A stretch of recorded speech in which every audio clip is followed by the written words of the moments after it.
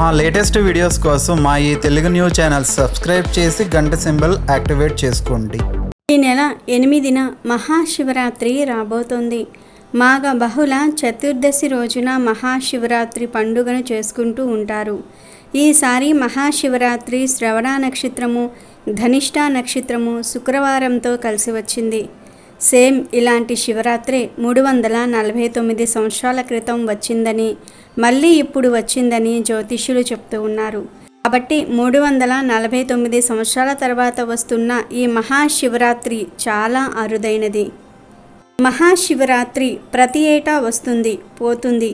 ఈ శివరాత్రి పర్వదినం అనేది శివుడికి అత్యంత ప్రీతిపాత్రమైన రోజు. ఈ శివరాత్రి పర్వదినం రోజు భారతదేశమంతా శివుణ్ణి ప్రత్యేక నామాలతో కొలుస్తూ ఉంటారు. ముఖ్యంగా శివరాత్రి రోజు శివుడికి చేసే అభిషేకాన్ని అభిషేకం ప్రియ శివాహ అంటారు. శివుడికి అభిషేకం అంటే చాలా ఇష్టం. శివుడికి పంచామృతాలు పెట్టనవసరం లేదు. శివుడిపై కొన్ని నీళ్లు పోసినా చాలు, శివుడు సంతోషించి అనుగ్రహిస్తాడు. శివుడికి జలం అంటే చాలా ఇష్టం. ఎందుకంటే శివుడు గరళాన్ని మింగాడు, ఆలాహలాన్ని కంఠంలో దాచుకున్నాడు. దేవతలు పాల సముద్రాన్ని చిలికే సమయంలో ముందు వచ్చినటువంటి విషం ప్రపంచాన్ని నాశనం చేయకుండా తన గొంతులో దాచుకున్నాడు శివుడు. కానీ అది కంఠం దిగి కిందికి పోకుండా, పైకి రాకుండా కంఠంలోనే ఉండటం వల్ల చాలా వేడి పుట్టింది. ఆ వేడిని తగ్గించటం కోసమే అభిషేకం చేస్తారు. మనం శివుడికి అభిషేకం చేస్తే చల్లగా ఉంటుంది. కాబట్టి అభిషేకం అనేది తప్పనిసరిగా చేయాలి.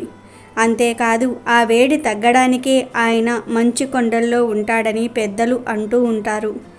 ఎవరైతే శివుడికి అభిషేకం చేస్తారో వారిని శివుడు కుమారస్వామిని ప్రేమించినంతగా ప్రేమిస్తాడు. శంకరుడు అంటే అందరికీ శుభాలు కలిగించేవాడని అర్థం. ఈ విశ్వాసాన్ని నడిపించే పరమేశ్వరుడు శివలింగంగా ఆవిర్భవించింది శివరాత్రి రోజే.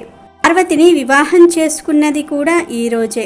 క్షీరసాగర మదనంలో పుట్టిన గరళాన్ని విశ్వ రక్షణ కోసం తీసుకుని తన కంఠంలో దాచుకుని శివుడు నీలకంఠుడిగా మారింది కూడా ఈ పర్వదినం నాడే. అందుకే శివరాత్రి రోజు గరళం వల్ల ఆయనకు కలిగే మంట నుంచి ఉపశమనాన్ని కలిగించటం కోసం శివలింగానికి అభిషేకాలు నిర్వహించి ఉపవాస దీక్ష చేయాలని పురాణాలు చెప్తూ ఉన్నాయి. అయితే శివుడికి ఎంతో ఇష్టమైన ఈ శివరాత్రిలోపు లేదా శివరాత్రి రోజు పూజ గదిలో ఒక 2 వస్తువులను పెడితే అంతులేని ఐశ్వర్యం వస్తుంది. మీకు ఉన్న కష్టాలన్నీ పోతాయి. మళ్ళీ సంవత్సరం వరకు ధనానికి లోటు రాకుండా ఉంటుంది. శివుడి అనుగ్రహంతో సకల ఐశ్వర్యాలు సిద్ధిస్తాయి. మీరు పట్టిందల్లా బంగారం అవుతుందని పెద్దలు చెప్తూ ఉన్నారు. మరి శివరాత్రిలోపు పూజ గదిలో పెట్టవలసిన ఆ 2 వస్తువులు ఏమిటో ఇప్పుడు మనం ఈ వీడియోలో వివరంగా తెలుసుకుందాం. ఫ్రెండ్స్, ఫస్ట్ అయితే ఈ వీడియోకి ఒక లైక్ కొట్టి మా ఛానల్ని సబ్స్క్రైబ్ చేసుకోవటం మర్చిపోవద్దు. ఇంట్లో ఉండే దేవాలయం పూజ గది మన మనసును దేవుడిపై లగ్నం చేసుకునేందుకు, మనసును ప్రశాంతంగా ఉంచుకోవడానికి, దేవుణ్ణి పూజించుకోవడానికి ఏర్పాటు చేసుకునే గదే పూజ గది. పూజ గదిని ఇంట్లోని అన్ని గదుల్లోకెల్లా పవిత్రంగా భావిస్తారు, పవిత్రంగా ఉంచుకుంటారు. ఇక శివరాత్రి లోపు లేదా శివరాత్రి రోజు పూజ గదిలో 2 వస్తువులను తెచ్చి పెట్టుకుంటే శివుడి అనుగ్రహంతో సకల ఐశ్వర్యాలు సిద్ధిస్తాయని పెద్దలు చెప్తూ ఉన్నారు. ఆ వస్తువులలో మొదటి వస్తువు గోవు బొమ్మ. శివరాత్రి రోజు లేదా శివరాత్రి లోపు ఒక గోవు బొమ్మను తెచ్చి పూజ గదిలో పెట్టుకుంటే సకల ఐశ్వర్యాలు సిద్ధిస్తాయి. గోవు అంటే లక్ష్మీ స్వరూపము. గోవులో సకల దేవతలు కొలువై ఉంటారు. గోవును మన సాంప్రదాయంలో ఒక తల్లిగా కొలుస్తూ ఉంటారు. అందుకే గోవును గోమాత అని పిలుస్తూ ఉంటారు. గోవు బొమ్మను పూజ గదిలో పెడితే చాలా రకాలుగా మంచి జరుగుతుందని శాస్త్రం చెప్తుంది. కనుక శివరాత్రి లోపు లేదా శివరాత్రి రోజు ఒక గోవు బొమ్మను తెచ్చి పూజ గదిలో పెట్టండి. ఇలా పెడితే పరమేశ్వరుడి యొక్క అనుగ్రహం లభిస్తుంది. కష్టాలు బాధలన్నీ కూడా పోతాయి. తరతరాలకు తరగని ఐశ్వర్యం వస్తుంది. ఆల్రెడీ ఇంట్లో గోవు బొమ్మ ఉన్నవారు అవసరం లేదు, లేనివారు మాత్రమే తెచ్చుకుంటే సరిపోతుంది. ఇక 2వ వస్తువు ఏమిటి అంటే మజ్జిగ కవ్వం. మహాశివరాత్రిలోపు లేదా మహాశివరాత్రి రోజు ఒక చెక్క మజ్జిగ కవ్వాన్ని తెచ్చి పూజ గదిలో పెట్టుకుంటే తిరిగిలేని రాజయోగం పడుతుంది. లక్ష్మీదేవి అనుగ్రహం సిద్ధిస్తుంది. మజ్జిగ కవ్వం అంటే లక్ష్మీదేవి స్వరూపము. మజ్జిగ చిలకడానికి దీనిని వాడుతూ ఉంటారు. ఈ రోజుల్లో చెక్క కవ్వాన్ని ఎవ్వరూ పెద్దగా వాడటం లేదు, కానీ మన పూర్వీకులు దీనిని బాగా వాడేవారు. మజ్జిగ కవ్వం ఎవరి ఇంట్లో ఉంటే వారి ఇంట్లో లక్ష్మీదేవి నివాసం ఉంటుంది. ఒక మంచి చెక్క కవ్వాన్ని తెచ్చుకొని శివరాత్రి రోజు పూజ గదిలో పెట్టుకుంటే శివుడి అనుగ్రహంతో పట్టిందల్లా బంగారమవుతుంది. కనుక అందరూ కూడా శివరాత్రికి ఒక మజ్జిగ కవ్వాన్ని తెచ్చి పూజ గదిలో పెట్టండి. ఆ కవ్వాన్ని ప్రతిరోజు తీసి దానితో మజ్జిగ చిలకరించి తర్వాత మళ్ళీ ఆ కవ్వాన్ని కడిగి పూజ గదిలో పెట్టివేయండి. ఇలా చేస్తే చక్కని ఆరోగ్యము, ఐశ్వర్యము సిద్ధిస్తాయి. కనుక శివరాత్రికి ఈ 2 వస్తువులను తెచ్చి అందరూ కూడా పూజ గదిలో పెట్టుకొని శివుడి అనుగ్రహంతో అష్టైశ్వర్యాలను పొంది ఆనందంగా జీవించండి. శివరాత్రి అంటేనే మిగిలిన పండుగలకు భిన్నమైంది. అన్ని పండుగలు ప్రొద్దున్న చేసుకుంటే ఈ పండుగను రాత్రి, అంతేకాదు అర్ధరాత్రి చేస్తారు. అంతేకాదు 4 జాములు, అదేనండి యామ పూజ చేస్తారు. యామ పూజలో యామం అంటే జాము. మహాశివరాత్రి రోజు రాత్రి ప్రతి యామంలోనూ శివుడికి అభిషేకం చేయాలి. ఈ రోజున ఆలయాలలో 4 యామాల ప్రత్యేక పూజ జరుగుతుంది. ఈరోజు ఏమీ చేయకపోయినా ఆ యామ పూజ చేస్తే చాలు శివుడి అనుగ్రహం కలుగుతుంది.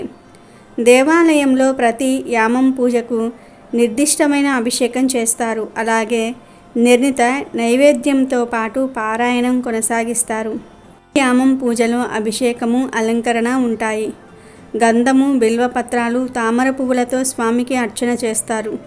నైవేద్యంగా పెసర పొంగలి సమర్పిస్తారు. ఋగ్వేదాన్ని పారాయణం చేస్తారు. ఈ తొలి యామ పూజలో పాల్గొనే వారికి సకల సౌభాగ్యాలు కలుగుతాయని విశ్వాసం. రెండో యామం పూజలో మధుపర్కం అంటే చక్కెర, పాలు, పెరుగు, నెయ్యితో అభిషేకం చేస్తారు. ఆ తర్వాత రోజ్ వాటరు, కర్పూరము, గంధలేపనంతో అలంకరించి బిల్వపత్రాలు, తులసితో అర్చన గావిస్తారు. నైవేద్యంగా పాయసం సమర్పించి యజుర్వేదాన్ని పారాయణం చేస్తారు. ఈ యామ పూజలో పాల్గొనే వారికి సంతాన ప్రాప్తి కలుగుతుంది. మూడో యామంలో తేనెతో అభిషేకం చేసి కర్పూర గంధలేపనంతో అలంకరణం చేస్తారు. బిల్వపత్రాలు, మల్లెపూలతో అర్చన, అన్నము, నువ్వులు నైవేద్యంగా నివేదించి సామవేదాన్ని పారాయణం చేస్తారు. ఈ యామ పూజలో పాల్గొనే వారికి అపార సంపద లభిస్తుంది. నాలుగో యామంలో చెరుకు రసంతో అభిషేకం చేసి మల్లె, తామర పూలు, కర్పూర గంధలేపనంతో అలంకరిస్తారు. తామర, కలువ, మల్లెపూలతో అర్చన గావించి వండిన అన్నము నైవేద్యంగా పెట్టాలి. అధర్వణ వేదాన్ని పారాయణం చేస్తారు. ఈ యామ పూజలో పాల్గొనే వారికి కుటుంబంలో సఖ్యత కలుగుతుందని వేద పండితులు పేర్కొంటూ ఉన్నారు. ఈరోజు లింగోద్భవ కాలంలో పరమేశ్వరునికి చేసే అభిషేకము లేదా అర్చన లేదా ఏ ఇతర పూజ అయినా అనంత పుణ్య ఫలితాలను ఇచ్చును. లింగోద్భవ సమయమందు మారేడు దళములతో అర్చన చేసిన శివలింగము యొక్క దర్శనము చేసుకున్నంత మాత్రం చేతనే 76 జన్మలలో చేసిన పాపములు నశించునని సాక్షాత్తు ఆ పరమేశ్వరుడే పార్వతీదేవికి చెప్పాడని పురాణాలలో పేర్కొనటం జరిగినది.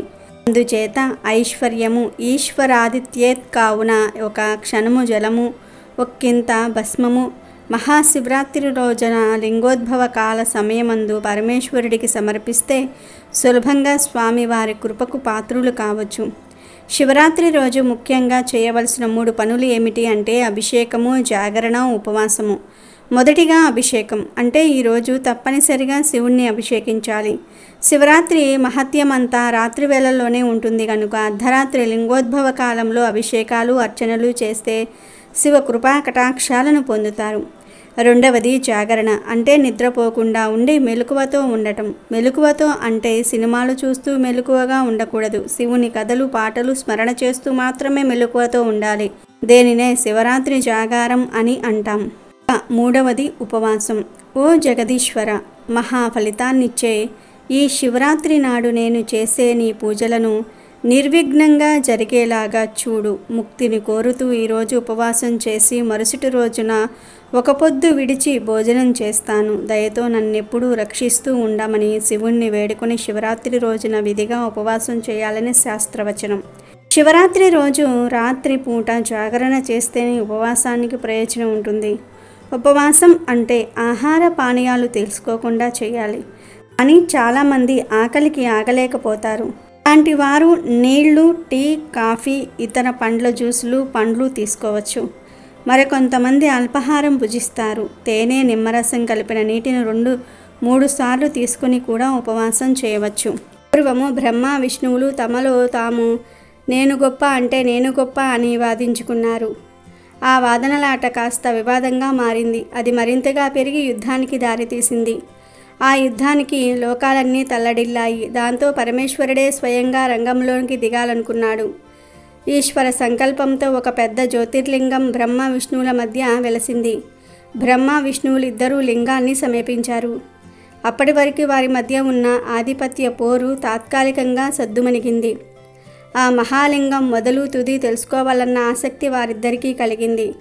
బ్రహ్మ హంసరూపం ధరించి లింగం అగ్రభాగాన్ని చూడడానికి, విష్ణువు వరాహ రూపంలో ఆదిని కనుగొనడానికి బయలుదేరాడు.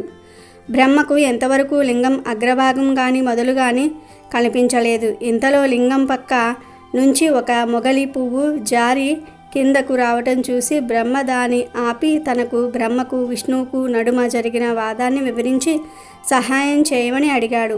ఆవు కనబడితే అదేవిధంగా చెప్పి ఆ లింగం అగ్రభాగాన్ని చూపినట్లుగా విష్ణువుతో చెప్పేటప్పుడు అది నిజమేనని సాక్ష్యం ఇవ్వమని ప్రాధేయపడ్డాడు. దాంతో ఆవు, మొగలి పువ్వు సాక్షాత్తు సృష్టికర్తయే తమను బ్రతిమలాడేసరికి కాదనలేక సరే అంటాయి. రెండూ కిందకు దిగి వచ్చేసరికి విష్ణువు తాను ఆ లింగం మొదలు చూడలేకపోయాను అని ఒప్పుకున్నాడు. కానీ బ్రహ్మ తాను లింగం అగ్రభాగాన్ని చూశానని, కావాలంటే ఆవును, మొగలి పువ్వును అడగమని చెప్పాడు. అప్పుడు నిజమే అంది మొగలి పువ్వు. బ్రహ్మదేవుడి మాటను కాదనలేక ఆయన లింగం అగ్రభాగాన్ని చూశాడని ఆవు తలతో చెప్తుంది. కానీ అసత్యం చెప్పడానికి ఇష్టం లేక తోకతో చూడలేదని చెప్తుంది. బ్రహ్మదేవుడి అసత్య ప్రచారాన్ని చూడలేక ఈశ్వరుడు ప్రత్యక్షమవుతాడు.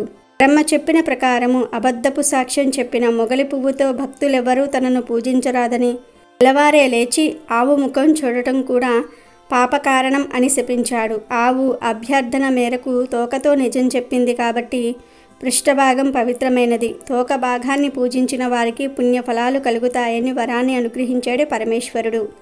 తర్వాత బ్రహ్మ విష్ణువులు శివుడు ఆధిక్యతను గ్రహించి పూజించి కీర్తించారు. అలా శివుడు లింగ రూపంలో ఆవిర్భవించిన రోజే మహాశివరాత్రి అయినదని పురాణ కథనం. అమెజాన్లో బెస్ట్ డిస్కౌంట్స్ కోసం వీడియో డిస్క్రిప్షన్లో లింకు ఉంది, చూడండి. అలాగే మా టెలిగ్రామ్ ఛానల్ సబ్స్క్రైబ్ చేసుకోండి.